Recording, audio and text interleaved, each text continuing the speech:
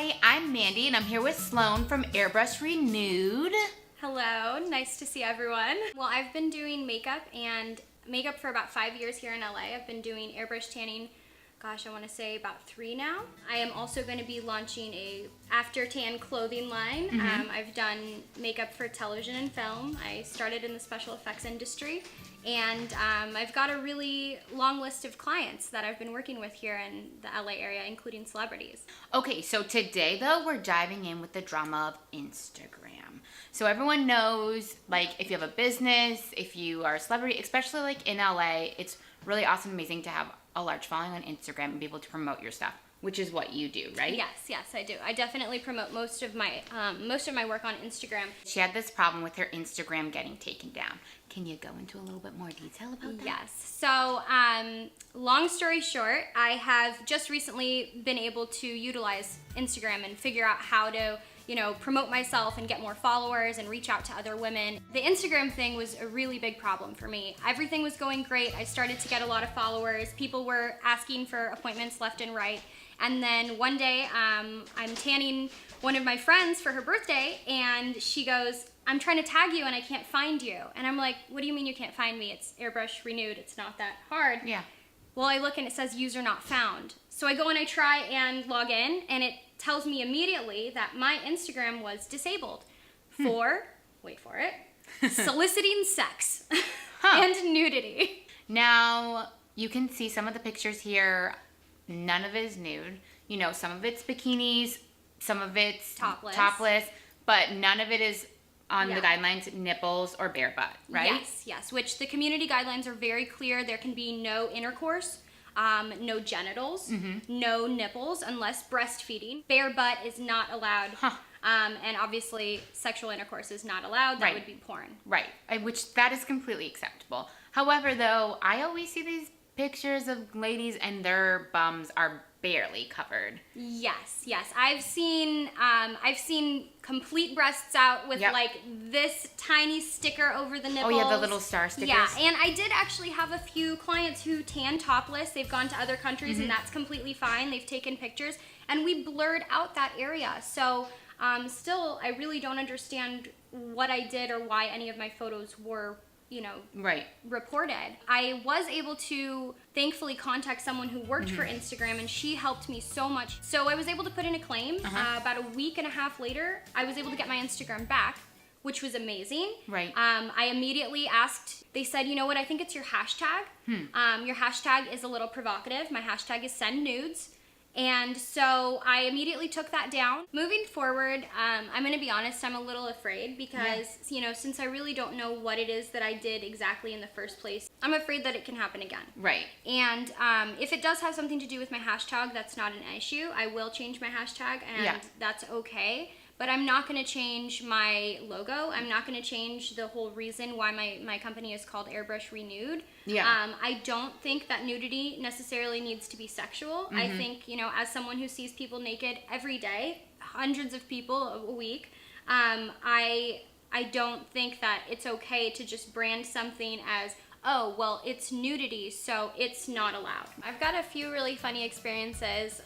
I've got my clients that are regular and they come in every 2 weeks. They want me to either go to them or they come to my house.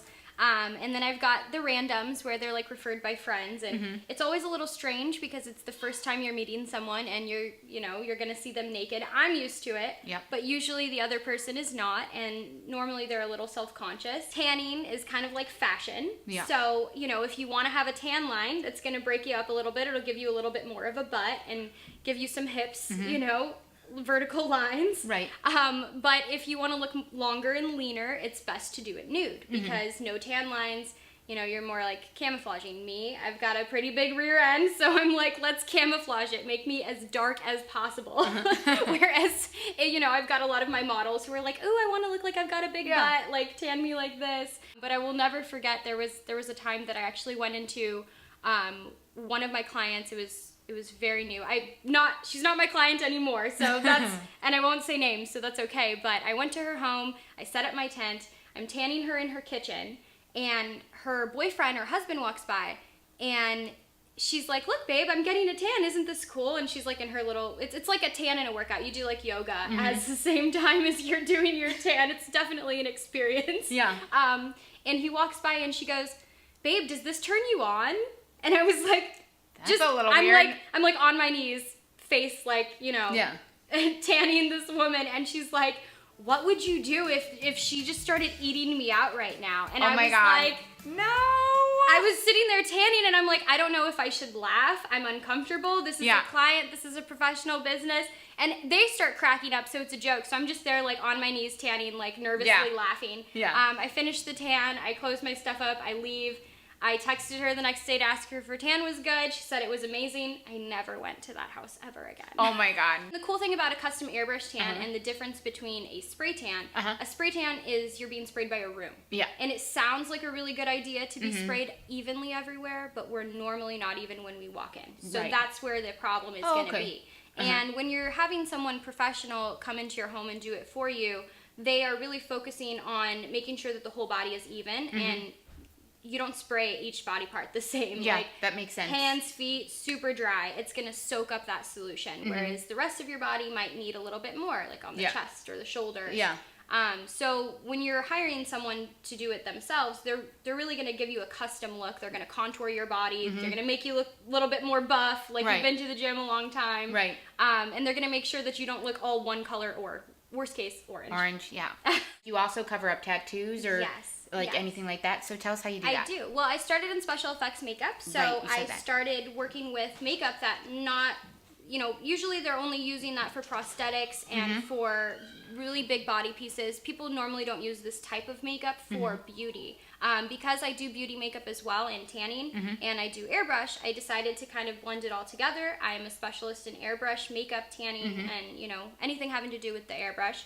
And for tattoo cover-ups, I wanted to kind of try different things out because I was noticing a lot of brides would want their tattoos covered and then they would, have a makeup artist do it and use beauty makeup. And if it's June or any time that you're going to be, hugging your guests, your makeup is not only going to get on your dress, that's probably $2K, $3K, or your guests, your husband, your groom, sometimes the grooms even rent their tuxes, and what are you going to do when you've got your girl's makeup all over, or if you've got like a half of a tattoo showing?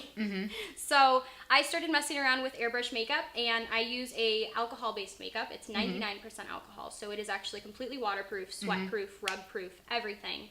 It lasts 2 to 3 days. Oh, wow. And it completely covers. And I get lots of clients who have pieces that are from their neck to their butt. And for whatever reason, whether they're in pageants, whether they're a model and they can't, show something, or whether they're doing a television and film series and they need to look like, someone else. Maybe they're a stunt double. Right. Those tattoos need to be covered up, and you cannot be worried about that person sweating or rubbing off. So I took my Hollywood skill set and I put it towards weddings, and that's awesome.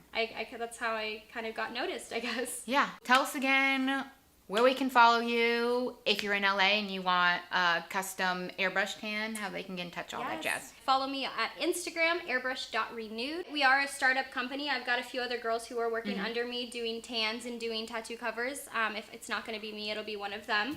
Thank you so much, Sloan. It was so nice to hear your story. Thanks for sharing with all our viewers here at BuzzChomp. I'm Mandy, and this is Sloan, and follow her on Instagram at airbrush.renude. Thanks for watching BuzzChomp. Subscribe and share. Subscribe and share. Subscribe and share. Share. Woo.